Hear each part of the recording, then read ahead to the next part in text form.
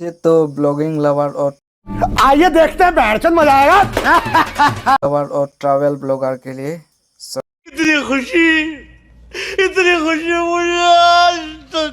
तो गाइस ये देखो गाइस, ये है अपना भाई का जूता और बाइक राइड करने के लिए। चल चल चल चल चल। और ये देखो मोबाइल माउंट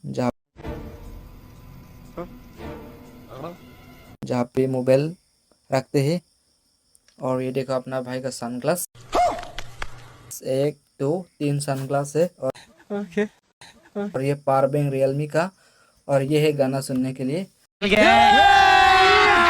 अभी मजा आएगा ना भिड़ो के लिए। और ये है टैंक बैग और ये चाबी। और ये है अपना भाई का ग्लूफ। और ये है अपना भाई का मनी पास। ऑलमोस्ट में कैश करेंगे। पैसा ही पैसा होगा।